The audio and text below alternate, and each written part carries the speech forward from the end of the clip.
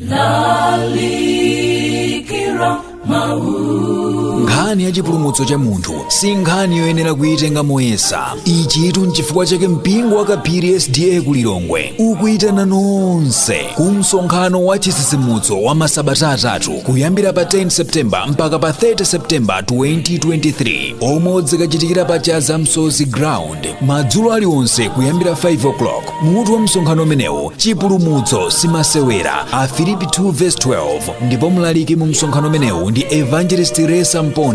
Kudzikakhalanso nyimbo za uthenga wabwino, maphunziro azathanzi ndi zina zambiri. Anthu ozungulira Chaza Msozi Ground ndi inu ena nonse tidzikakumana kumeneku pamene tikusendeza chifupi ndi chipulumutso chathu.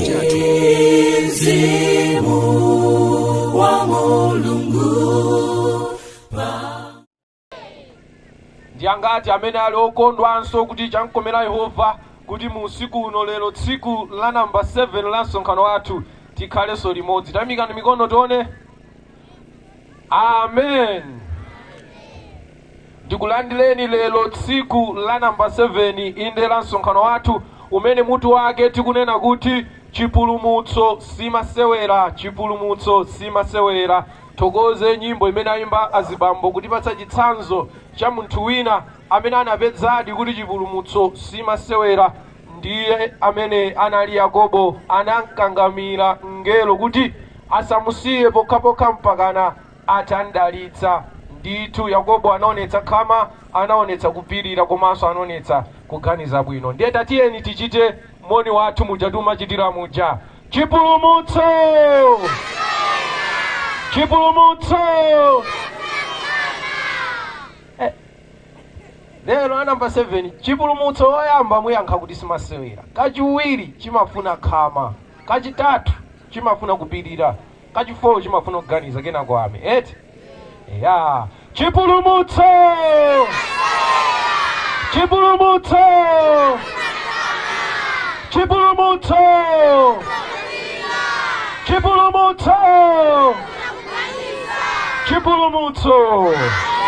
Ndithu nkhani yake ndimeneyo kunena kuti tikamakamba nkhani ya chipulumutso si nkhani ya masewera ayi. Chipulumutso ofuna kupulumukayo akhale nalo khalidwe ndi mtima wakhama, komanso munthu ameneyu akhale nalo khalidwe lopirira, komanso aziganiza.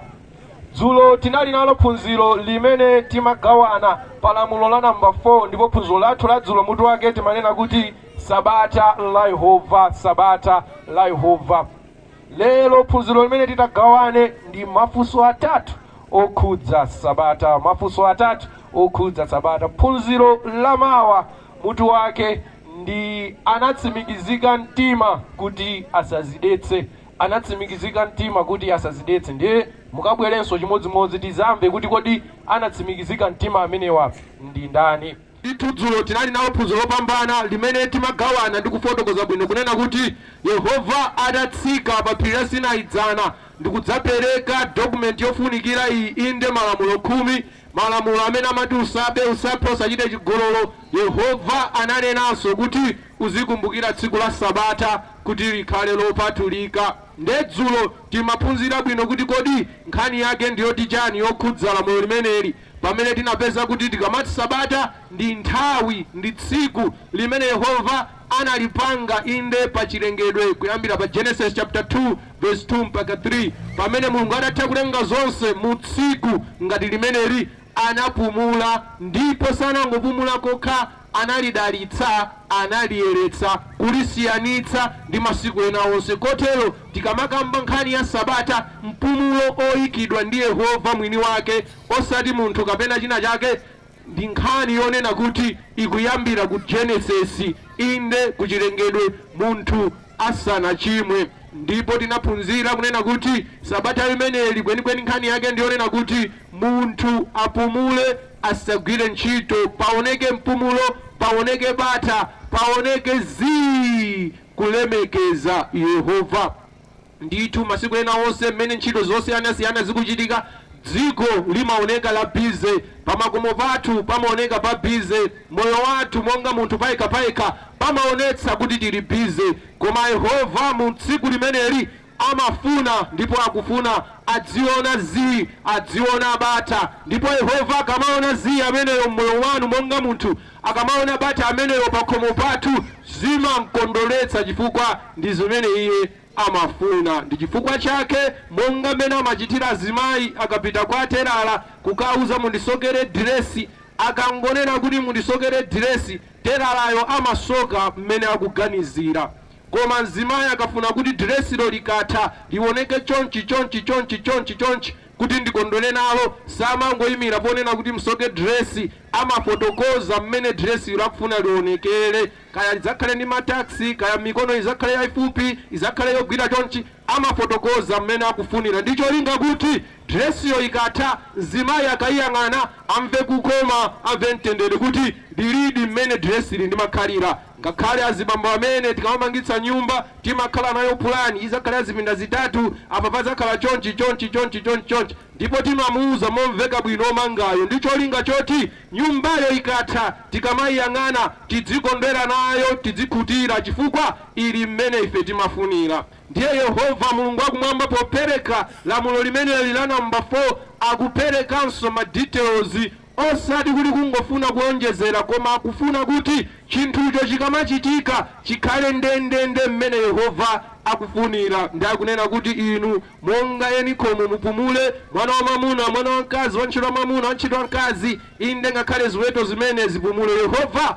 akufuna ndithu chamoyo china chilichonse mu tsiku limeneli chidzipumula. Iye akamayang'ana inu, ana anu, antchito, ziweto mu tsiku limeneli zikupumula, inde chifukwa choti iye wanena amamva bwino. Ichi ndi chimene Yehova akufuna. Ndipo dzulo tinapeza kuti tikamati la Sabata limeneli limayamba kulowa kwa dzuwa komanso kutha kwa dzuwa, osati 12 koloko monga kuyambira kwa tsiku la dziko lapansi. Ndipo tinapezanso kuti tsiku limeneli la Sabata ndi lachisanu ndi chiwiri, koma m'Baibulo popereka mayina amasiku amangogwiritsa ntchito kawerengedwe kuti tsiku loyamba, lachiwiri, lachitatu. Komano lero lipoti tili ndi Sunday, Monday, Tuesday, Wednesday, leni la Sabata limene lachisanu ndi chiwiri ndiliti. Ndiye tinapeza kuti ndi tsiku limene linali pakati pa tsiku limene Yesu anafa ndi tsiku limene Yesu anauka, inde pakati pa Good Friday komanso tsiku la wauka, lili pakatiro ndi Sabata limene lero lino lili Saturday. Ndipo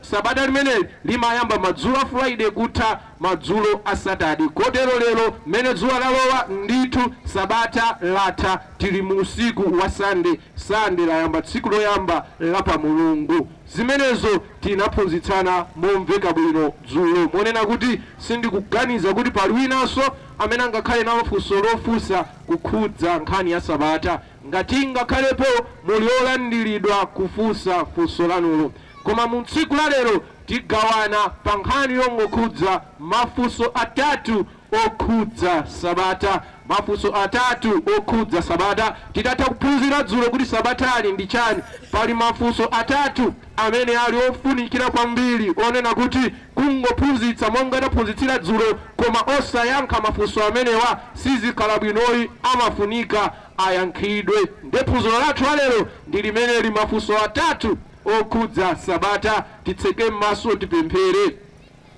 Oyera ndi olemekezeka ndinu Yehova Mulungu wamkulu amene muli kumwamba, zikomo chifukwa cha tsiku la lero, tsiku lachisanu ndi chiwiri la msonkhano wathu uwu. Litamandike dzina lanu potikokosanso mmodzimmodzi kuchokera m'makomo mwathu kudzafika pano. Zikomo chifukwa cha mnyamata ndi tsikana, amayi ndi abambo awo, komanso inde mafumu athu amene azipatulira nthawi yawo kubwera pano kuti lelonso tikhalire limodzi. Dalitsani iwo ndi wina aliyense amene tapezeka pamalo pano, komanso wina aliyense amene kulikonse kumene mawu awo akufika watchera khutu lake ndipo akumvetsera. Ndipo pamene mzimu wanu ayenda pamalo pano ayendenso kwa iwo wonse amene akumvetsera. Pitirizani kukhala nafe inde mu msonkhano wonse, ndipo gwirani ngodya zinayi za miyoyo yathu komanso za mudzi uno, mphepo isaombe kufikira natitamaliza. Tamandikani, kwezekani, titsogolereni phunziro lathu la tsiku la lero, ndikuti zonse zimene taphunzire tizitenge ndi kuzigwiritsa ntchito. Mu dzina la mphamvu la Khristu Yesu tapemphera, amen.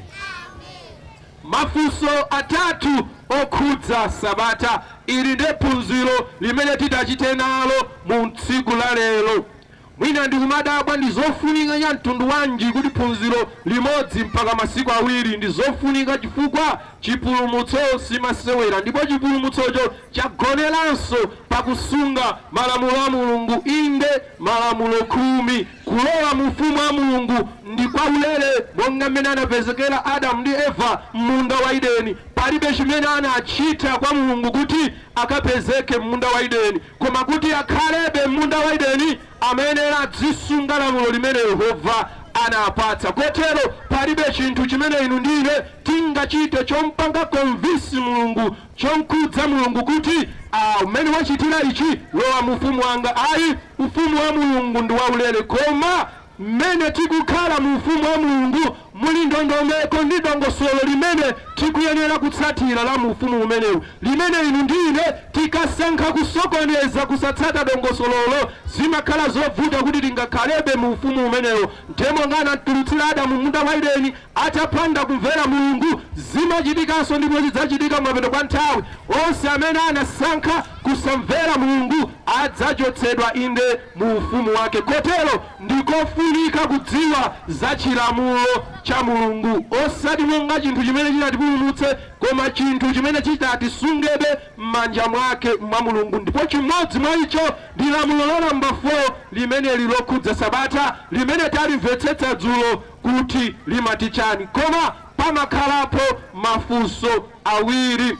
Funso loyamba limene limakhalapo limene tilagawane tonena kuti kodi Sabata limene taliphunzira dzulo limene lili lamulo la namba 4 limene Yehova akulamulira kunena kuti pakati pa masiku pali tsiku losiyana ndi ena onse, ndipo tsiku limeneli tikuyenera tichite nalo monga mmene Yehova akulamulirira. Tipumule, tikumane, tipembedze, komanso zoganiza zathu, zoyankhula zathu, zochita zathu zikhale zokhudza zauzimu zokhazokha. Kodi obligation imeneyi, choyenera chimenechi, chofunika chimenechi, chinthu chimenechi chikanalipobe kuti munthu akuyenera kuchitsatira monga lamulo, ndithu timatha kupeza nthawi zina pakuwerengawerenga mawu ena amadzamveka ngati kuti zinthu zimenezi zilibenso ntchito.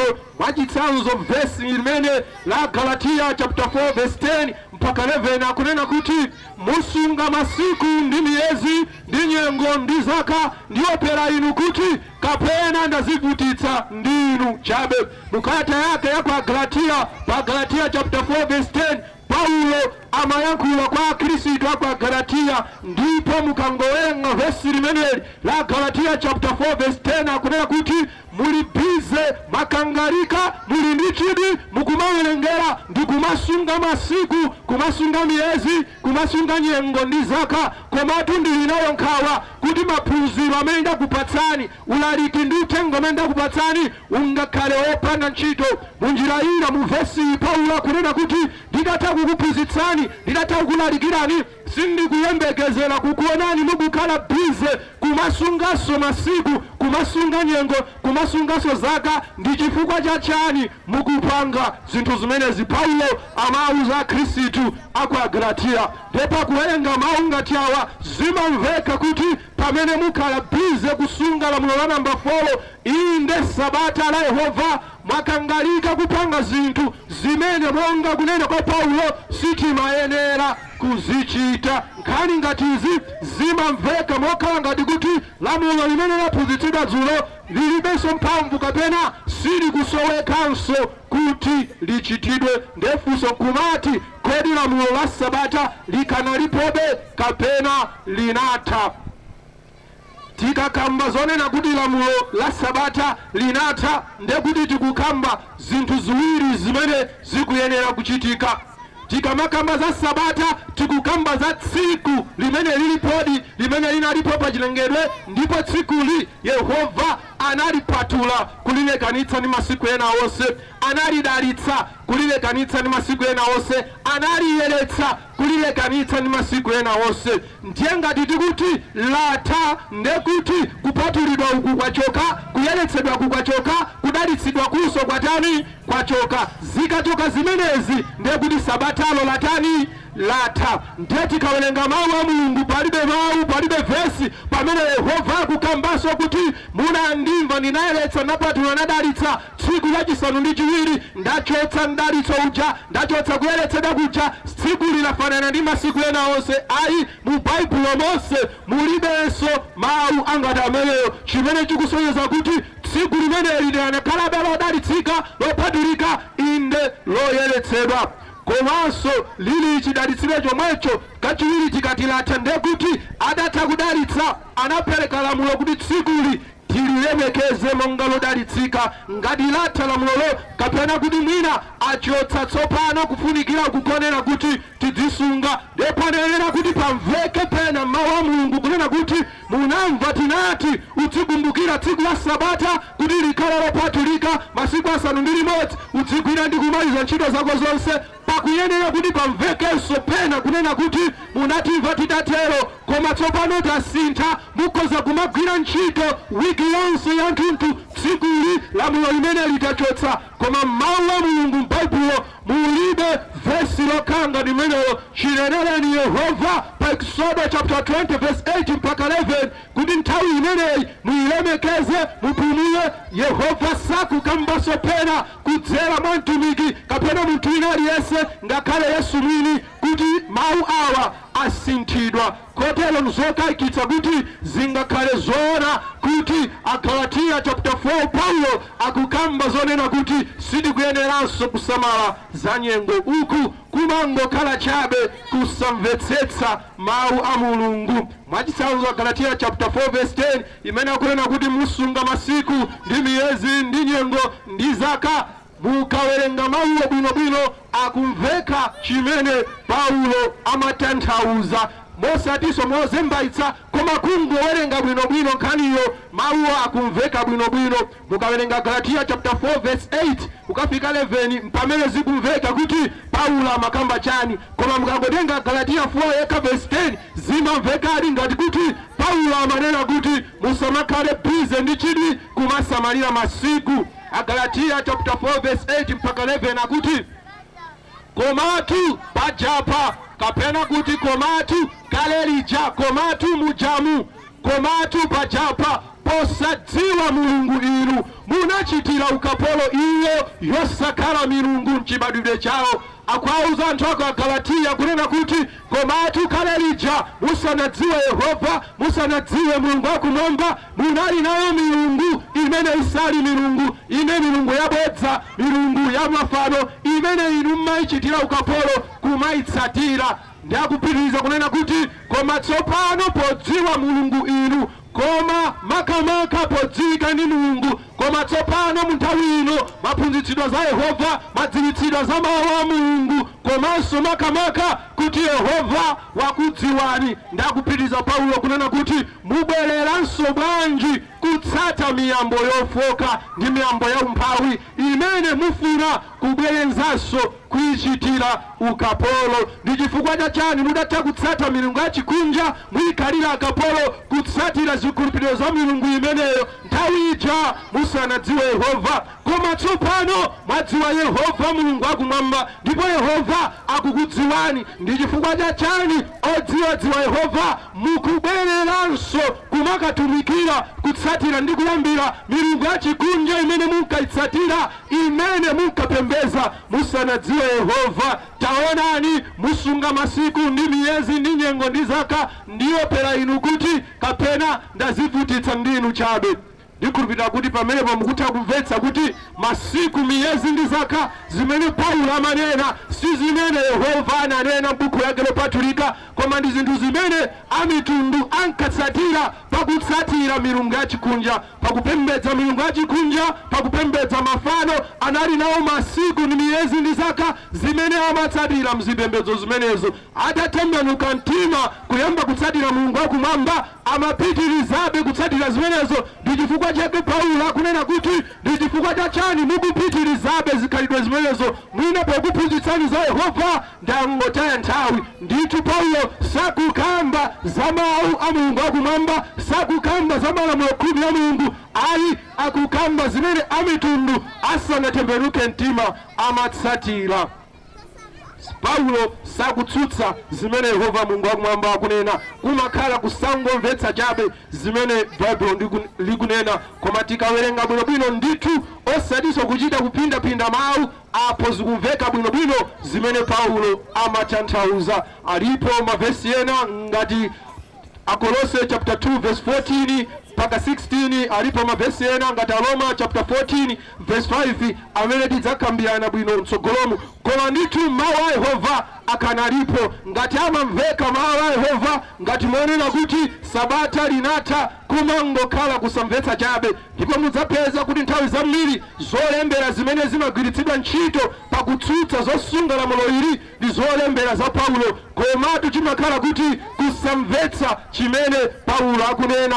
Paulo ndi mmodzi mwa atumwi amene zolemba zake Petro pakuyankhula akunena kuti ndi zovuta kuzimvetsa. Mpaka lero kupezeka anthu kumasiya chilamulo cha Mulungu ndi mawu a Mulungu mavesi poyankhula kumakakamba za Paulo. Zolemba za Paulo zovuta kumvetsa. 2 Petro chapter 3 verse 15 mpaka 16, Petro akuti monganso m'bale wathu wokondedwa Paulo, monga mwa nzeru zopatsidwa kwa iye anakulemberani, monganso makalata ache onse pokamba momwemo za izi. Akunena kuti monga m'bale wathu Paulo mtumikiso wa Mulungu nayenso mopatsidwa mwa nzeru wa Mulungu anakulemberani zokhudza uthenga wa Mulungu omwewu inde m'makalata ake. Ndiye Petro akupitiriza kunena kuti mmenemo muzolembera za Paulomo muli zina zovuta kuzizindikira zimene anthu osaphunzira ndi osakazikika apotoza, monganso atera nawo malembo ena ndi kuziwononga nawo eni. Petro akupereka chenjezo kuti makalata ndi zolembedwa zilipo zambiri, koma pali za Paulo ndi zovuta kuzimvetsa, zimene ngati suphunzira bwino, ngati sukhazikika bwino umapotoza nazo monga mene amapotoza naso ena mawu ena. Kotero zolembera za Paulo sizimatsutsa mawu a Mulungu, sizimatsutsa chilamulo cha Mulungu. Ngati mukufuna kumvetsetsa bwino topiki iliyonse imene mungakhaleyo yokhudzana china chilichonse, komano ikumakakudza mavesi a Paulo, ngati mukufuna kumvetsetsa bwino mutenge mavesi a Paulo mwasiye pambali. Ndiyeno topiki imene muli nayoyo muiwerenge, muipange study pogwiritsa ntchito zolembera zina zonse. Mukapeza kuti Baibulo likuti mwakuti, kenako mukawerenge zimene Paulo akunena. Mukapeza kuti zikusemphana ndi zonse zija, mutsimikizike kuti nkutheka inuyo simunamvetsetse. Koma Paulo sanabweretse uthenga wa chilendo m'Baibulo, sanabweretse kutsutsa kumene anzake ananena kale. Ayi, chabe kuti zolemba zake ndi zovuta kumva. Musaiwale tikuyankha funso lonena kuti kodi Sabata lilipo kapena linatha. Ndiye tione nkhani ya Yesu Kristu ndi Sabata. Mateyu chapter 5 verse 17 mpaka 18 akuti musakanize kuti ndinadza ine kudzapasula chilamulo kapena aneneri, sindinadza kupasula koma kukwaniritsa. Pakuti indetu ndinena kwa inu kufikira litapitilira thambo ndi dziko, kalemba kakang'ono kamodzi kapena kansonga kake kamodzi sikadzachokera ku chilamulo kufikira zitachitidwa zonse. Pakuti ndinena ndi inu ngati chilungamo chanu sichichuluka kuposa cha alembi ndi Afarisi, simudzalowa konse mu ufumu wakumwamba. Yesu Kristu anadziwa kuti mmene ndikuphunzitsira, mmene ndikulalikira pali chiopsezo. Ena akumaona ngati kuti ndabwera kudzaononga chilamulo. Chifukwa chake anayankhula momveka bwino kuti sindinabwere kudzaononga chilamulo. Ayi, dziko lapansi likhoza kuchoka, koma ngakhale kansonga kamodzi kakuchilamulo sikadzachoka. Chilamulo chake chosangoti chilamulo wamba, inde malamulo 10 amene Yehova analemba ndi chala chake. Yesu akunena kuti dziko likhoza kupita, zonse zikhoza kupita, koma malamulo 10 amene Yehova analemba ndi chala chake adzakhala pobe, ngakhale kansonga kamodzi sikadzachoka. Yesu Kristu wakana sanabwere kudzachotsa malamulo a Mulungu, anabwera iye kudzakwaniritsa. Ndipo tiona maphunziro atsogolomu anadzakwaniritsa motani. Koma tikakamba zochotsa inde malamulo a Mulungu, Yesu akana sanabwere kudzachotsa. Ndipo pa Mateyu chapter 5 verse 20 akunena kuti ngati chilungamo chanu sichiposa cha Yuda, inde chilungamo chanu sichiposa cha alembi ndi Afarisi, simungathe kulowa mu ufumu wa Mulungu.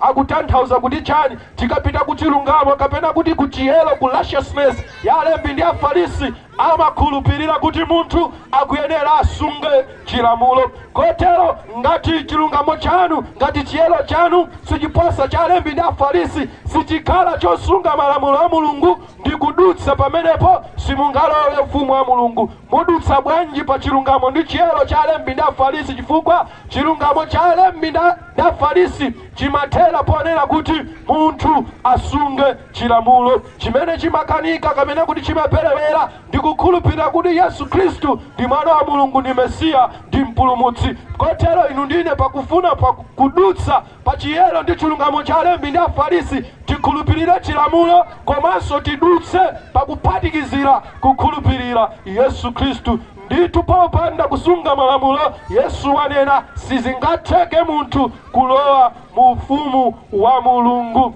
Mateyu chapter 12 verse 10 komanso 12 inali nthawi tinakambirana dzulo imene nditu Yesu Khristu anapeza munthu wina wopuwala, atampeza opundukayo anafunsa kunena kuti kodi nkololeka kuchita zabwino kunchiza munthu amene tsiku la Sabata? Ndipo ananena munali munthu wa dzanja lopuwala, ndipo anamfunsa iye ndikuti nkololeka kodi kuchiritsa tsiku la Sabata? Koma ankamfunsa kuti ampalamulitse mulandu. Ndipo mukapitirana nkhani, Yesu ananena kodi nkhosa yanu itagwera mdzenje tsiku la Sabata ungalisiya osayitulutsa? Pakusinkhasinkha anapeza kuti ayi, tikhoza kuyitulutsa, kuyithandiza isavutike nkhosa chifukwa chonena kuti ndi tsiku la Sabata. Kotero Yesu Khristu mufunso lawo limene anayankha kuti kodi nkololeka, anayankha Yesu kuti ndikololeka mu tsiku la Sabata kunthandiza munthu. Ngati mawu awa onena kuti nkololeka kutanthauza kuti pali chinthu china chimene chili chosaloleka. Kotero mmene Yesu Khristu ankati nkololeka samatanthauza kuti lamulo lilatha lilibenso ntchito, ayi, koma amatanthauza kuti ndikololeka monga iye amene anapereka malamulo amenewa, monga mwini wa lamulo limene kuti iye ayi, ngati muli ndi vuto, ngati muli ndi chopechera, munthu ali pa mavuto, ndipo ndi tsiku la Sabata, ndikololeka kuchita motero. Zili ngati kuti mwana wanu wamkulu mwamuza kuti kuchipinda kwanga ine monga kholo sukuyenera kulowa, limenelo lamkhalira lamulo.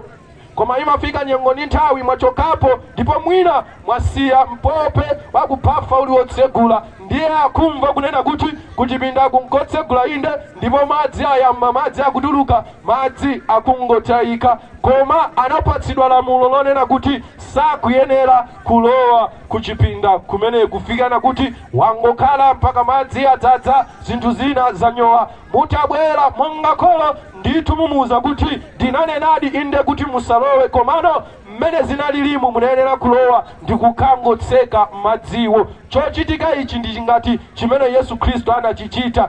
Sikuti analoleza kuti Sabata latha lilibe ntchito tikhoza mapanga zimene tikufuna, ayi, koma pakakhala chopechera ndi vuto tikhoza kuchita mmene tingachitire masiku ena onse. Monga mungamulolezere mwana ngati nyumba ingapse, ngakhale ndanena kuchipinda musalowe, mukhoza kukalowa chifukwa pali vuto. Koma sikuti mukutanthauza kuti mwachotsa lamulo loti asamalowe kuchipinda. Lamulo likanalipo, koma mwayika zinthu zololeka. Kotero Yesu Khristu anangofotokoza za zinthu zimene zili zololeka kuchita pa tsiku la Sabata, chimene chikutanthauza kuti lamulo likanalipo ndithu pakanakhala latha sanakavutika kunena kuti nkololeka, akanangolena kuti mmene ndabweramo sizikusowekanso kuti inu musunge Sabata.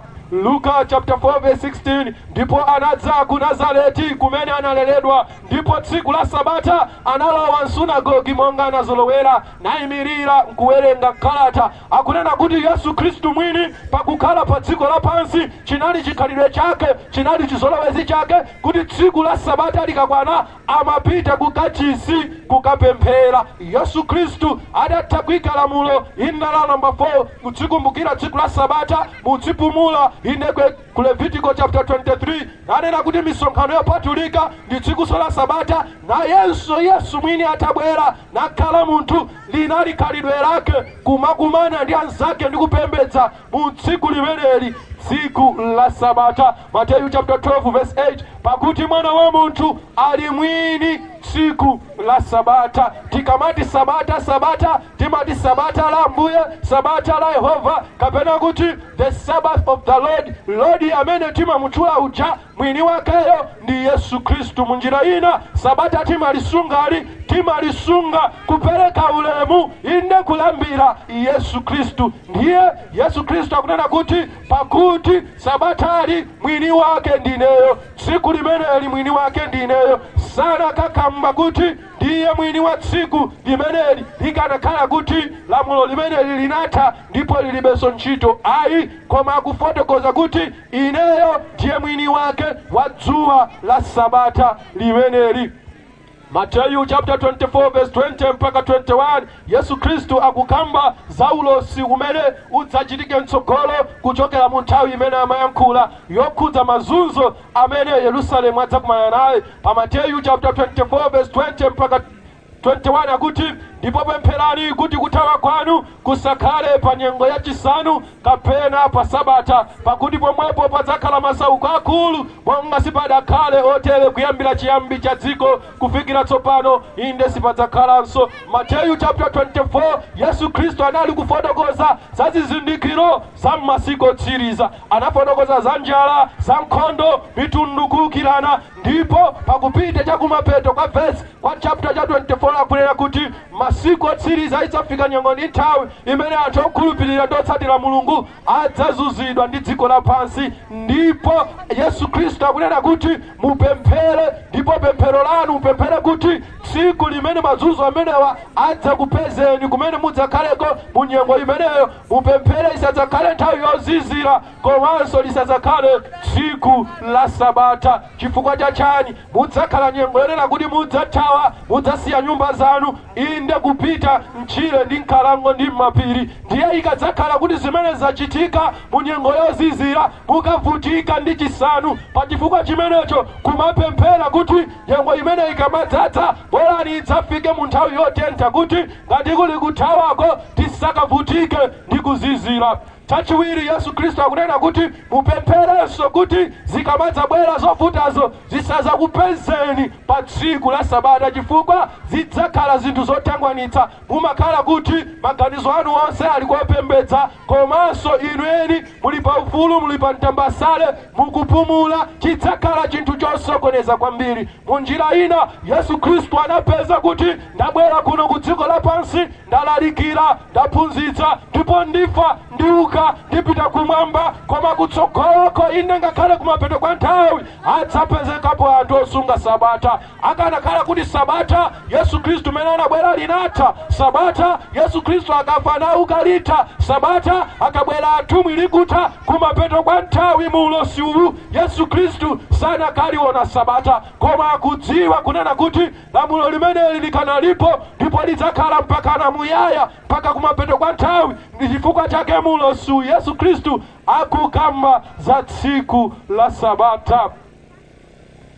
Matthew chapter 2 verse 27, ndipo ananena nawo, Sabata linayikidwa chifukwa cha munthu, si munthu chifukwa cha Sabata. Akunena kuti mmene Yehova Mulungu akumwamba inde buku la Genesis ankapumula, sikunali kungopumula kuti watopa, ayi Mulungu samatopa, koma poyika tsiku limeneli, popumula tsiku limeneli, maganizo ake Yehova anali pa munthu. Poyeretsa tsiku limeneli, podalitsa tsiku limeneli, podipatula tsiku limeneli, maganizo ake Yehova anali pa munthu. Ndithu munthu atalengedwa munda wa Edeni, Yehova anamuona kuti iyayi sikwabwino munthu kuti akhale yekha, ndidzampangira wina womuthangatira, ndipo anampanga mkazi. Yehova anaona chosowa cha munthu nampangira mkazi. Pambali pamenepotu Yehova anaonanso chosowa china cha munthu, ndiyo kuti akhale nawo tsiku limodzi masiku 7 limene adzipumula, kupumulitsa thupi lake, komanso adzikhala ndi nthawi yabwino yolemekeza Mulungu wakumwamba, osati mwangofuna kokha, koma monga mwadongosolo komanso malamulo. Ndiye Yehova anayika lamulo limeneli, anapanga tsiku limeneli chifukwa cha munthu, kutanthauza kuti ngati munthu akanalipo ku dziko lapansi pakuyenerabe kuti Sabata likhalepo. Pamene padzatere munthu ndiye kuti Sabatanso likhoza kuchoka, chifukwa ngati sabata lilipo chifukwa cha munthu. Kotero ngati kuli munthu ku dziko lapansi, ngati tilipo inu ndi ine, ndithu nzatidziwikire sabata limene linapangidwira munthu, ndipo munthu ngati anakalipo sabatalo likanalipobe. Nanga chokoma ndicho pambana kukhala nalo di tsiku lapaderadera mkati mwa mawiki, kunena kuti tsiku limeneli likafika, malamulo la Yehova, madongosolo la Yehova, mandondomeko a Yehova, tidzipumula, matupi athu adzipuma, maganizo athu adzipuma, machitidwe athu adzipuma, tidziva mtendere ndi kupuma, ana amuna ana akazi apume, nawonso antchito apume, amve kuti koma lero ndi tsiku lopumula, ndi mphatso ya mtengo wapatali. Ndipo mu nthawi imeneyi tikhale nayo nthawi yopembedza Mulungu wakumwamba, ndipo tilandire mdalitso ndi kuyeretsedwa kumene Yehova anachita mu tsiku limeneli. Chinthu ichi ndi chofunika ndi chopambana kwambiri mmoyo wa munthu. Ndithu sabata Yehova polipanga anampangira munthu. Kotero ngati kuli munthu ku dziko lapansi, sabata liliponso.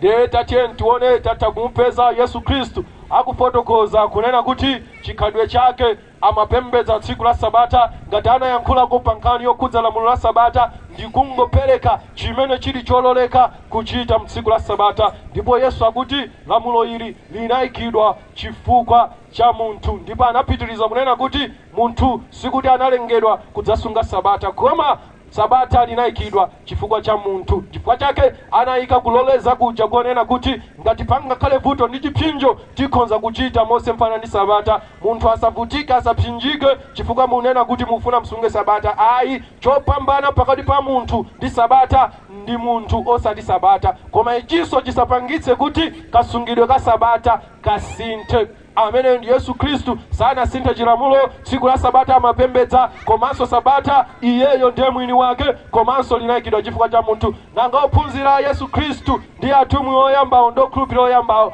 anachita bwanji ndi sabata? Luka chapter 23 verse 55 mpaka 56 akuti ndipo akazi amene anachokera naye ku Galileya anansata mbuyo, naona manda ndi mayikidwe a mtembo wace, ndipo anapita kwawo nakonza zonunkhira ndi mafuta abwino, ndipo pa sabata anapumula monga mwalamulo. Mawu awa woti pa sabata mwina samveka bwino, tiyese chizungu. Luke chapter 23 verse 56, and they returned and prepared spices and ointments and rested on the Sabbath day.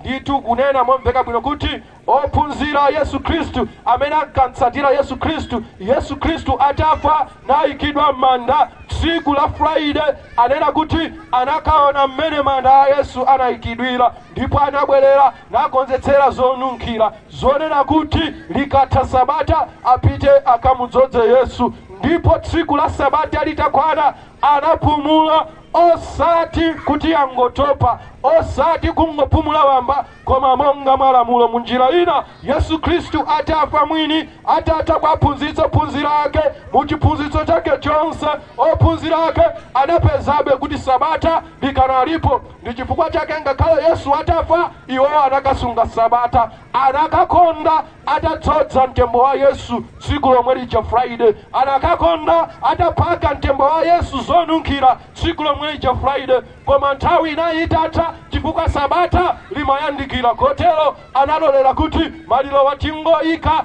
tibwera tidzapake zonunkhira ine ma spices, komanso mankhwala ena onse ngati opangira embamu likatha sabata. Likanakhala kuti kubwera kwa Yesu sabata linatha, ndithu muchofunikira ichi kuti ngakhale mtembo wa Yesu sunapakidwe zonunkhira chifukwa chinachinga ndi chani? Chinali sabata limene linayandikira. Ndipo ophunzira ake anaona kuti ndiyosagwirayi kunena kuti tidzipitilizabe mwambo omadzodza mtembo wa Yesu kufikana kuti tifike nazo maola a sabata. Sigwira, tiyeni tikangoyika malirowa tidzalawira Sunday mamawa kudzapaka mafuta mtembo wa Yesu. Ndipo Sunday litakwana analawira mama watanthauza kuti maganizo awo onse chidwi chawo chonse chinali chonena kuti tikangotha Sabata tipite tikapake mtembo wa Yesu. Likanakhala ndilosafunika ndilopanda ntchito ngakhale pamaliro a Yesu ndi pamene anthu awo anakayambira kuswa Sabata limeneli kuti mwini wake wa Sabata uja ndi amene wamwalira satimba mulandu tiyeni tipake mtembo wake. Anati iyayi ndizothekabe kukangoyika mtembo wake ndi kudzapaka tsiku la Sunday. Ngakhale ophunzira a Yesu Kristu anasunga Sabata kulolera osapaka mafuta onunkhira mtembo wa Yesu chifukwa cha tsiku limeneli, tsiku la Sabata. Machitidwe a Atumwi chapter 13 verse 14 mpaka 15. Koma iwowa anapita pochokera ku Peji anafika ku Antiokeya pa Msidia. Ndipo analowa msunagogi tsiku la Sabata nakhala pansi. Ndipo mmene anatha kuwerenga chilamulo ndi aneneri, akulu a sunagogi anatuma wina kwa iwo ndi kunena, amuna inu abale, ngati muli nawo mawu wakudandaulira anthu mutha kunena. Awa analophunzira Yesu achina Paulo amene anapita inde ku Peji kwa Antiokeya ndi akunena kuti atafika kumene kuti tsiku la Sabata likakwana amanyamuka nawonso kukapembedza musunagogi wa Yuda. Ngakhale apostles kapena kuti atumwi nawonso linali khalidwe lawo inde adatha kupuma mu tsiku lija limene Yesu Kristu anafa monga malamulo anapitilirabe kumasonkhana pa tsiku limeneli, tsiku la Sabata. Machitidwe a Atumwi chapter 13 verse 42 mpaka 44. Verse 42 ndi 44. Ndipo pakutuluka iwo anapempha kuti alankhule nawonso mawu awa Sabata likudzalo. Ndipo Sabata linalo unasonkhana pamodzi ngati mudzi wonse kudza kumva mawu a Mulungu. Chizungu kuti mwina zimveke bwino. And when the Jews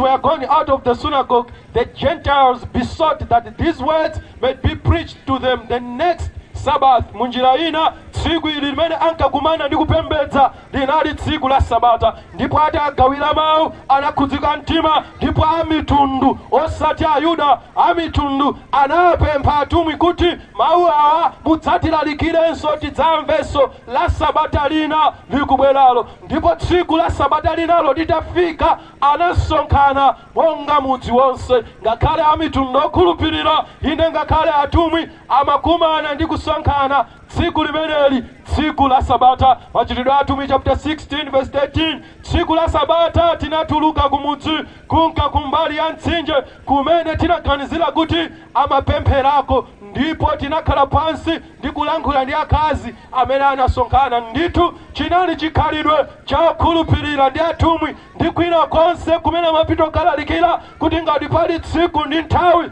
yokumana ndi kupembedza monga mwadongosolo monga mwalamulo ndi tsiku la Sabata, osatinso tsiku lina iyayi. Anapitilira nalo lamulo limeneli, sanalisiye sanalitaye.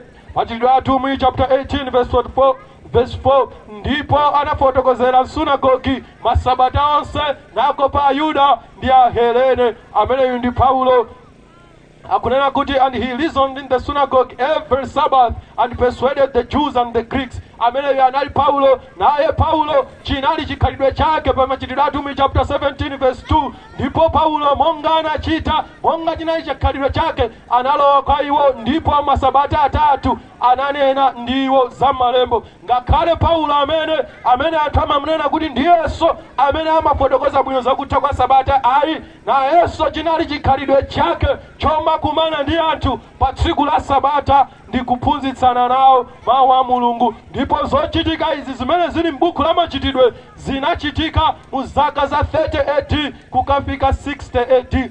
Mbiri iyi imene tawerenga m'buku la Machitidwe lokhudza atumwi komanso okhulupirira oyambirira akalewo kuti amakumana m'tsiku la Sabata amasungabe Sabata inachitika mu zaka za 30 AD kukafika 60 AD. Munjira ina ngakhale patapita zaka 10 chipitira Yesu kumwamba anthu amasungabe Sabata, ngakhale patapita zaka 20 zaka 30 anthu amasungabe Sabata. Ndi chifukwa chake mbiri iyi imene ili m'buku la Machitidwe ikupezeka kuti okhulupirira ndi opembedza kale amakumana pa Sabata. Nanga mbiri ya dziko lapansi imati chani? mufumu wa Roma unali mkumano wina umene umatchedwa kuti the Council of Laodicea, imene iwo amakumana kuti ayendetse chipembedzo mu chaka chimenechi cha 364 AD. ndikuti ufumu wa Chiroma utachilandira Chikhristu, ndipo amayendetsa dziko komanso amayendetsa chipembedzo. ndi anali nawo mkumano kapena kuti meeting kapena kuti body imene imayendetsa za chipembedzo. ndi chinachitika mu chaka cha 364 AD, kapena patapita zaka 364 chibadwireni Yesu Khristu, kapena kuti zaka 334 chikwerereni Yesu Khristu kumwamba. meeting imene inachitika, ndipo amapanga mfundo zosiyana-siyana meeting imene. ndipo mfundo iliyonse akayipanga amayipatsa dzina, ndipo dzina lake imatchedwa kuti kanoni. ndipo anapanga makanoni osiyana-siyana kapena kuti mfundo zosiyana-siyana kuchokera meeting imene. anali ndi kanoni 1 imene inali ndi zokamba zake. mkati mwa list imeneyo munali kanoni imene imatchedwa kuti kanoni number 23. ndipo kanoni number 23 imanena kuti Christians must not Judaize by resting on the Sabbath, but he must work on that day. munjira ina akunena kuti akhristu asamakhale ngati Ayuda pakumapumula pa tsiku la Sabata, kungokhala osagwira ntchito. ayi, akhristu adzigwira ntchito mu tsiku limeneli. ndipo anapitiriza kunena kuti but if any shall ndipo anapitiriza kunena kuti but if any shall be found Judaizing, let them be anathema from Christ. anapitiriza kunena kuti ngati atapezeke wina omasungabe Sabata ngati Ayuda amene achotsedwe kwa Khristu, kapena kuti achotsedwe lamulo limeneli la Sabata silinathe likanalipo. ndipo ndi chifukwa chake kanoni imeneyi yotchedwa kanoni number 29 mu chaka cha 364 AD anayankhula monena choncho kuti akhristu asadzapezekenso akukhala ngati Ayuda pakumasunga Sabata. akalakhala kuti akhristu akalero sankasunga Sabata inde popumula pakusagwira ntchito, mkumanowu sukanayankhula mwa mtundu otere. koma anayankhula ndi kunena zimenezi chifukwa ngakhale pofikira mu chaka cha 364 AD analipo akhristu ndokhulupirira amene ankasunga Sabata. kotero kunena kuti lamulo ili linatha sizoona, ndi zabodza. lamulo ili likanalipo, Yesu Khristu sanasinthe sanalichonse. Yesu Khristu analisunga, ndipo mchikhalidwe chake amapembedza pa dzuwa limene dzuwa la Sabata. ndipo maapostoli ngakhale okhulupirira ndophunzira oyambirirawo nawonso anasunga Sabata. ndipo mbiri ya dziko lapansi kuchokera mu mkumanowu wa Laodicea mu chaka cha 364 ikusonyeza kuti even mu chaka ngakhale mu chaka cha 364 AD analipo akhristu amene ankasunga Sabata. koma mkumanowu ndi umene unayamba kuyika lamulo lonena kuti iyayi zimenezo zisachitikenso. kotero munthu kuyima ndi kunena kuti Sabata linatha ndi zopanda ntchito ndi zinthu zimene zilibe umboni mu Baibulo ngakhale mu mbiri ya dziko lapansi. koma Sabata likanalipo, ndipo umboni wonse wa Baibulo ukusonyeza kuti likanalipo. ngakhale umboni wa mbiri ya dziko lapansi ukusonyeza kuti Sabata likanalipo, anthu analisunga, ndipo okhulupirira akulisungabe mpakana tsiku la lero. funso lachiwiri ndilonena kuti kodi Sabata ndi la Ayuda okha kapena anthu tonse? pali zinthu zinali zimene Yehova Mulungu akumwamba anazipanga ndi kuzinena kuti ndi za Ayuda okha. funso ili limachokera makamaka pa Exodus chapter 31 verse 13 pamene akunena kuti koma iwe lankhula ndi ana Israeli ndi kuti muzisunga masabata anga ndithu, pakuti ndiwo chizindikiro pakati pa ine ndi inu mwa mibado yanu, kuti mudziwe kuti ine ndine Yehova wakukupatulani. mawu awa amamveka ngati kuti Sabata ndi chizindikiro pakati pa Yehova ndi ana Israeli, koma si choncho. Yehova anapatsa ana Israeli kuti azisunga Sabata osati monga mtundu wa anthu, komano monga anthu ake. ndiye pokhala iwo anthu ake anapatsa Sabata kuti adzisunga. Sabata ndi chizindikiro inde pakati pa Mulungu ndi anthu ake, ndipo ana Israeli unali mtundu wa anthu a Mulungu. Chifukwa chake anapatsa Sabata, osati kuti anapatsa ana Israeli. Ukawerenga Exodus chapter 12 verse 43 mpaka 44 akukamba nkhani za Paska, kuti Paska amayenera kudya ana Israeli okha, mulendo samayenera ndipo sakuyenera kudya Paska. Koma tikabwera ku nkhani ya Sabata, Yesaya 56 verse 2 mpaka 7 akunena kuti wodala munthuyo amene achita ichi, ndi mwana wa munthu amene agwira zolimba ichi, amene asunga Sabata osalipisa, nasunga dzanja lake osachita nalo choyipa chilichonse. Ndiye akupitiriza kunena kuti mlendo amene wadziphatika yekha kwa Yehova, munthu amene wadziphatika yekha kwa Yehova, si Mwisraeli si Muyuda, koma wasankha munthuyo kuziphatika kwa Yehova, osati kuziphatika kwa ana Israeli ayi, koma kuziphatika kwa Yehova. Atani mlendoyo? Mlendo amene wadziphatika yekha kwa Yehova asanene kuti Yehova adzandilekanitsa ndithu ndi anthu ake, pena mfule kapena kuti wasabereka asanene taonani ine ndili mtengo wauma, pakuti atero Yehova kwa mifule ine, pakuti atero Yehova kwa mifule imene isunga masabata, nisankha zinthu zimene zindikondweretsa ine, nigwira zolimba chipangano changa. Kwa iwo ndidzapatsa nyumba yanga ndi mkati mwa makoma anga malo ndi dzina loposa la ana amuna ndi akazi. Ndidzawapatsa dzina la chikhalire limene silidzadulidwa. Alendonso amene adziphatika okha kwa Yehova kuti amtumikire iye ndi kukonda dzina la Yehova akhale atumiki ake.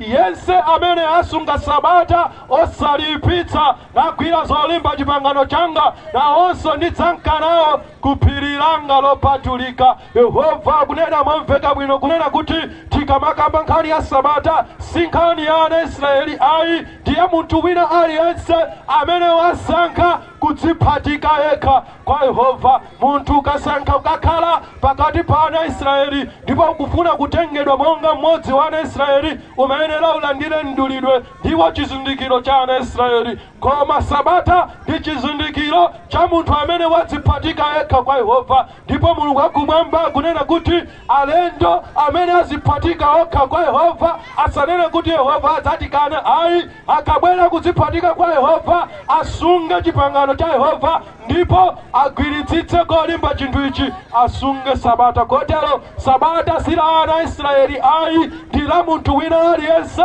amene wasankha kutumikira Yehova, amene wasankha kudziphatika kwa Yehova. Funso lomaliza, kodi Sabata limeneli limene talipeza kuti ndi lamulo la namba 4 ndipo likanalipo Yesu ngakhale atumwi sanasinthe iyayi, likanalipo mpaka lero. Ndipo Sabata limeneli si la Ayuda, ndi la munthu wina aliyense amene waziphatika yekha kwa Yehova. Kodi Sabata limeneli linasintha, linapita ku Sunday chifukwa tilinalo tsiku lopembedza inde Saturday, tilinalonso tsiku lopembedza mu Chikristu inde Sunday, masiku amene amaoneka ofanana. Kodi tsiku limeneli, lamulo limeneli linasintha ndi kupita pa Sunday? Tikayang'ana Baibulo lonse ponga taonera mavesi, Yehova sanasinthe, ndi tsiku lachisanu ndi chiwiri basi. Likakhala Sunday ndi tsiku loyamba la pa Mulungu, tsiku loyamba la wiki. Kotero m'Baibulo mulibe vesi limene tingalipeze lokamba kuti Mulungu anasintha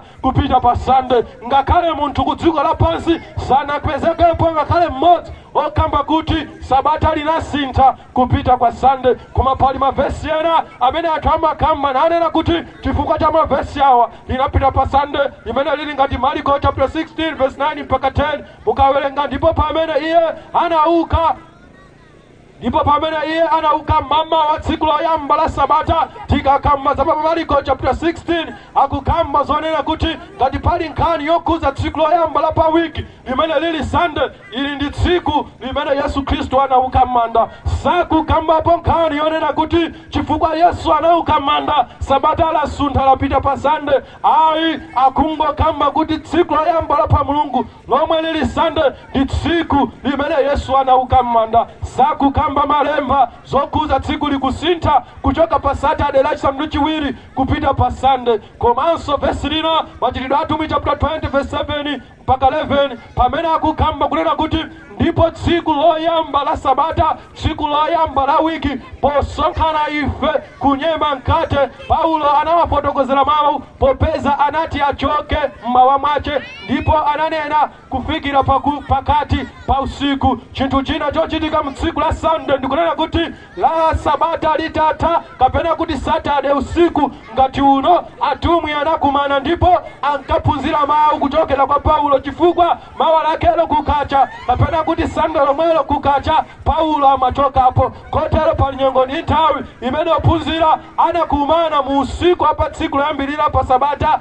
inde limene linali usiku wa Saturday, chifukwa mama wake Paulo ankachokapo. Ena amagwiritsa ntchito vesi ili kuti kuchokera pa ichi anthu anakumana pa Sunday, komatu ngati lili vesi lake limeneli anakumana usiku utakwana mamawa. Paulo ananyamuka kumapita sana khazikitse Paulo kupembedza ndi kupemphera kwa pa Sunday monga mwalamulo ndi dongosolo la Mulungu kuchotsa pa Saturday. Ndithu mawu a Mulungu mulibe vesi kapena nkhani yokamba kuti lamulo linasintha kuchoka pa Saturday kupita pa Sunday. Ngati vesi lo mungalipeze mubwere nalo tidzagawane mawa, koma ndithu mukaungudza simukalipeza. Atumwi Yesu Kristu kaya ndani palibe amene anasintha ndipo palibe mbiri imeneyo. Nanga Sunday inabwera bwanji? Sunday kuti tilipeze limapezeka kumbiri ya dziko lapansi. Mbiri ya dziko lapansi ndi imene imafotokoza kuti chinachitika ndi chani, kuti tsiku la Sunday ikhale lopemphera. Ndipo tikapita kumbiri ya dziko lapansi timapeza kuti pakati pa mipingo ya Chikristu ulipo mpingo wina umene uli wa Katolika. Ndipo monga makufotokoza kwa mpingo wa Katolika amati Yesu Kristu anampatsa makiyi pa Petulo pamene ankamufunsa kuti ine ndi ndani, ayankha Petulo, inu ndinu Kristu mwana wa Mulungu wamoyo. Ndipo Yesu Kristu ananena, ndithu pa thanthwe ili pa iwe Petulo ndidzamangapo mpingo. Ndipo Petulo ndi papa oyambirira wa mpingo wa Katolika. Kotero tikamakamba za mapapa, mtsogoleri wamkulu wa mpingo wa Katolika, tikamapita mbuyomo kumayambirirako tikapezako kuti papa oyambirira anali Petulo. Ndipo monga makukamba kwa mpingo wa Katolika, Yesu Kristu anampatsa makiyi Petulo, mwanena kuti mpingo wa Katolika uli ndi mphamvu ndi ulamuliro othekera kuchita china chilichonse mawu wa Mulungu. Ndipo ndikuchokera mu mphamvu imeneyo mpingo wa Katolika unasintha kuti ifeyo akhristu tidzisunga Sunday. Ndipo izi sikuti ndizokamba miseche kuseri, ndi mmene zilili mmene ainu aka Katolika amakambira. Kotero nkhani ya Sunday Baibulo mulibemo ili kumbiri ya dziko lapansi. Ndipo mbiriyo imafotokoza kuti anachita ichi ndi mpingo wa Katolika. Ndipo mpingo wa Katolika amavomera kuti inde mphamvu imeneyo anatipatsa ndi Yesu mwini kuti tikonza kuchita china chilichonse, ndipo tikachichita it is automatically accepted before God. Ndichovomerezeka pamaso pa Mulungu. Mphatso imeneyo inapatsidwa kwa ife, mphamvu imeneyo inapatsidwa kwa ife. Ndingowereka maquotation ochepa walinga ndi nthawi akuti, of course these two odd quotations are exactly correct. Inde zoyankhula ziwiri izi ndi zolondola.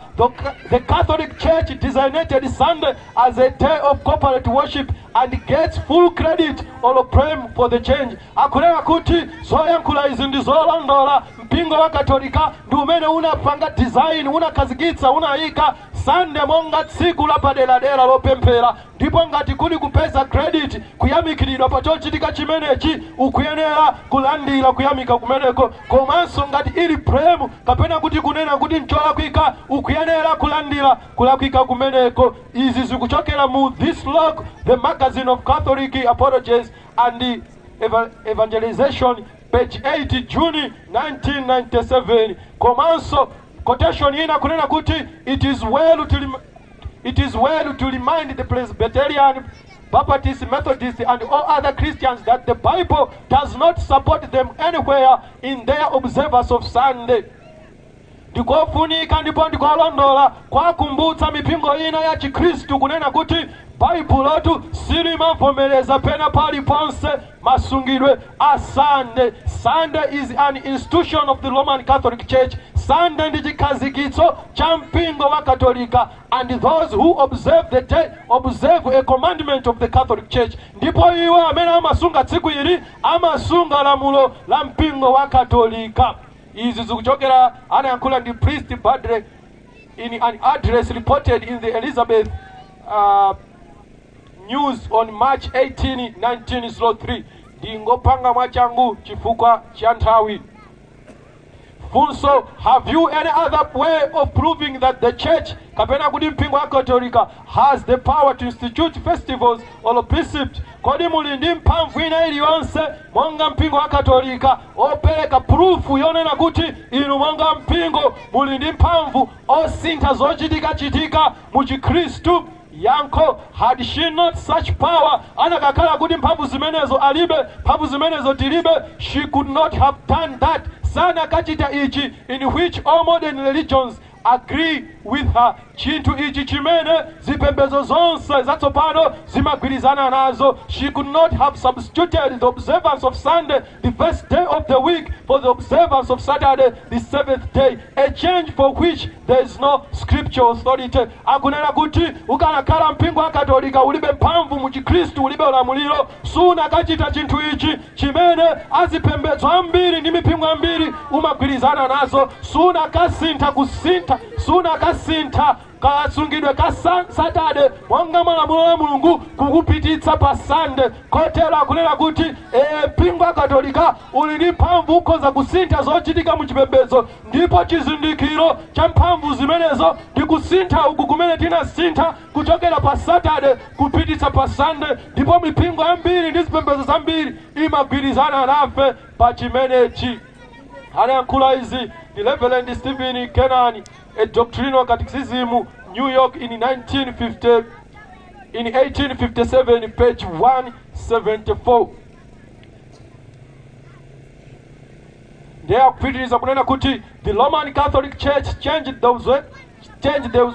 observance of the Sabbath to Sunday by the right of the divine infallible authority given to her by her founder, Jesus Christ. The Protestant, claiming the Bible to be the only guide of faith, has no warrant for observing Sunday. Akunena kuti mpingo wa Katolika unasintha Sabata kuchoka pa Saturday tsiku lachisanu ndi chiwiri kuchokera mu mphamvu zimene iwo monga mpingo unapatsidwa ndi amene anakhazikitsa mpingo amene ali Yesu Kristu. Kotero ngati ma Protestant kapena kuti mipingo ina imene inawukira Chikatolika amakhulupirira kuti Baibulo ndi limene liyenera kutsatiridwa, alibe mphamvu kapena kuti sakuyenera kusunga Sunday, chifukwa Sunday si chinthu chimene chili pa malemba pa mawu a Mulungu. Ayi, Sunday ndi chinthu chimene chinakhazikitsidwa ndi mpingo wa Katolika inde kuchokera mu mphamvu zimene iwo amakamba kuti ali nazo. Kotero funso ilonena kuti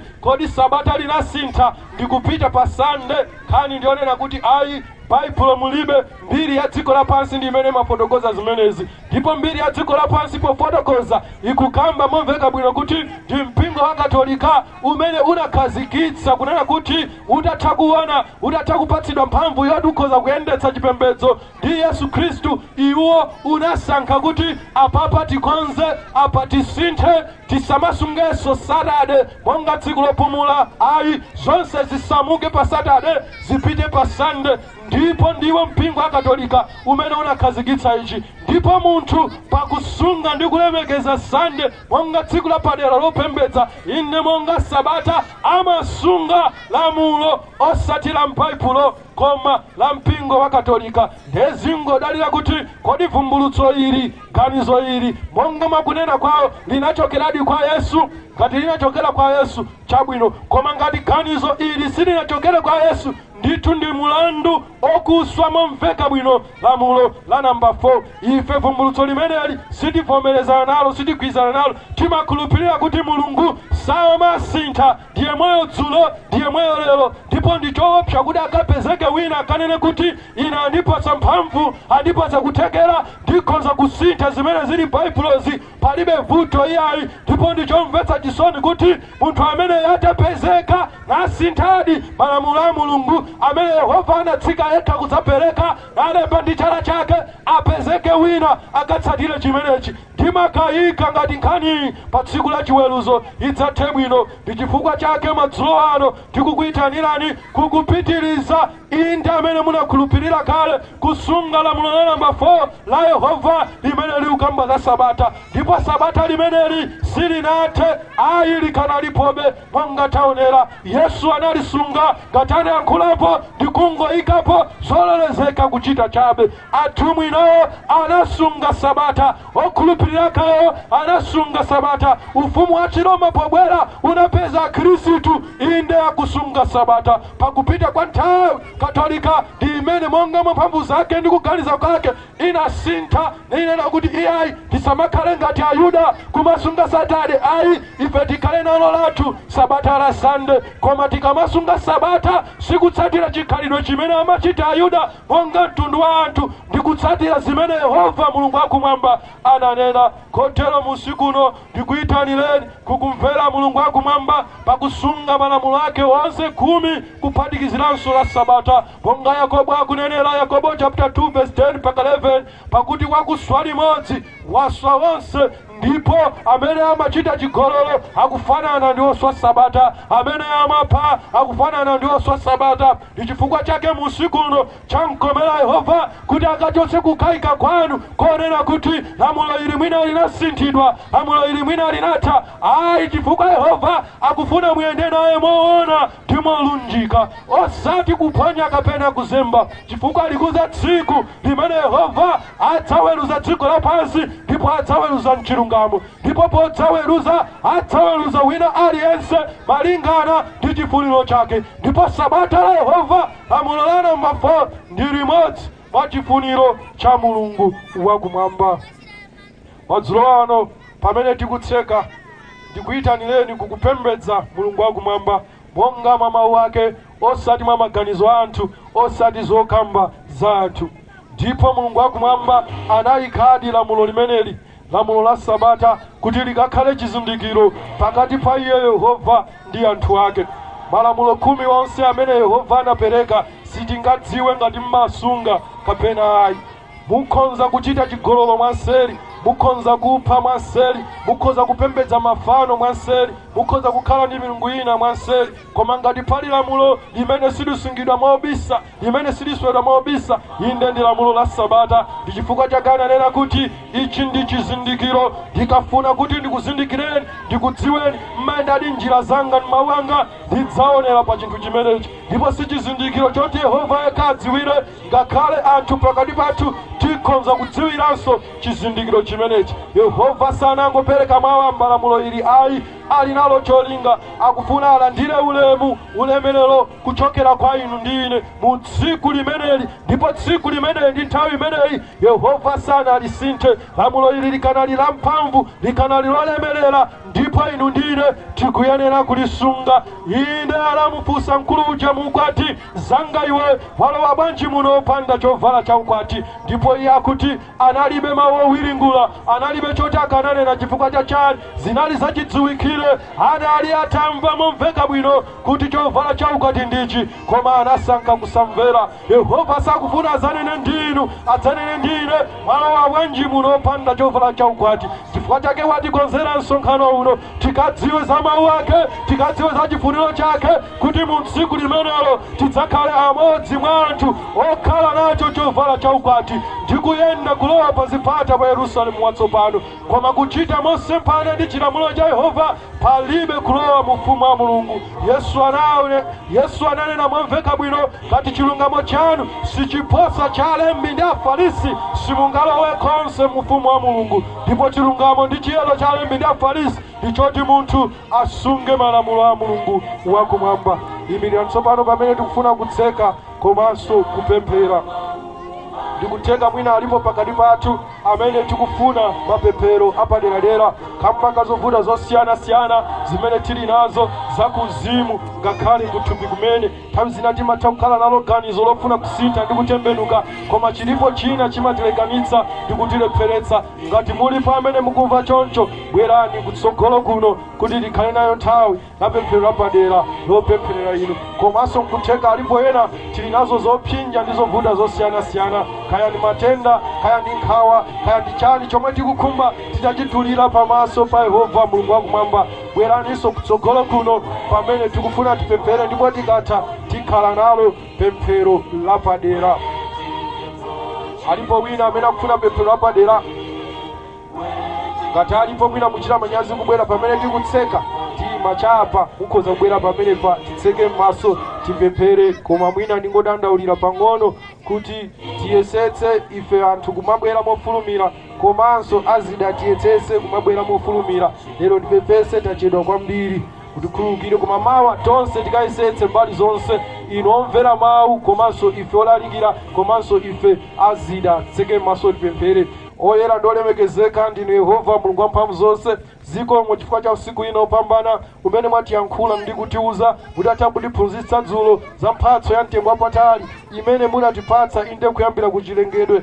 Inde nthawi imene inu mmafuna tiziganiza za inu, tiziyankhula za inu, tizikhala ndi mabanja athu kukambirana mwa mawu anu, inde monga mwa dongosolo la lamulo lanu, kuti pa tsiku lachisanu ndi chiwiri chimenechi chikuyenera kuchitika, ndipo mukuyembekezera kumva makomo athu, mabanja mwathu, miyoyo mwathu, mukumamveka dzina lanu nthawi zonse mu tsiku limeneli, tsiku la Sabata. Ndipo munachiyika chinthu chimene chikhala chokhazikika ndi chopedwa m'malamulo anu 10. Ndipo mu tsiku la lero mwatiuza kuti lamulo limeneli silinathe, likanalipo tikuyenera kusunga. Ndipo mwatiuzanso kunena kuti lamulo limeneli si la Ayuda okha iyayi, koma Ayuda munapatsa monga anthu anu. Kotero wina aliyense amene wasankha kufuna kukhala munthu wanu atengenso chomwechi choyenera anthu a Yehova ndicho kusunga Sabata. Ndipo mwatiuzanso inu ndi Mulungu amene simusinthayi ndipo simuzasintha, ndipo mmene munalembera pa phiri la Sinai malamulo anu sadzasintha ndipo sanasinthe. Kotero Sabata lanu likanakhalabe pa tsiku lachisanu ndi chiwiri limene lili la Saturday. Ndipo ndi khumbo lanu chofuna chanu kuti wina aliyense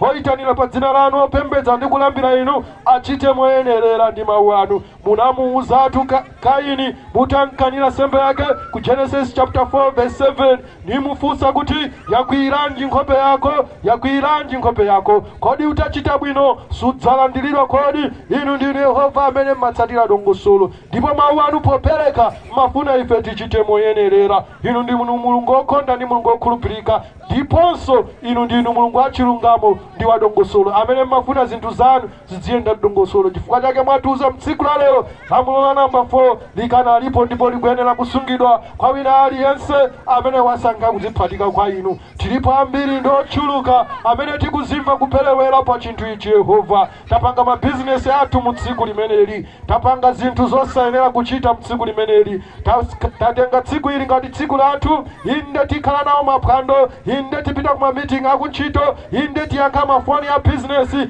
zinthu zimene zili zonse mpaka ndi tsiku ndi nthawi. Yehova Mulungu wachifundo, mutikhululukire ndipo mutithangate kuti kambira lero tsopano tiyambe kuyenda moyenera ndi molunjika inde monga mawu anu. Kana fe nditsogolera dalitsani wina aliyense amene anapezeka mu usiku uno, ndikuti mutiyendetse bwino, ndikuti lidzakumanenso mawa, ndikuti inde tumakamaka tidzabwere mu nthawi yabwino. Tamandikani, kwezekani, mkhanefeso mawa pamene tipitiriza kugawana mawu anu. Mu dzina la mphamvu la Khristu Yesu tapemphera, amen.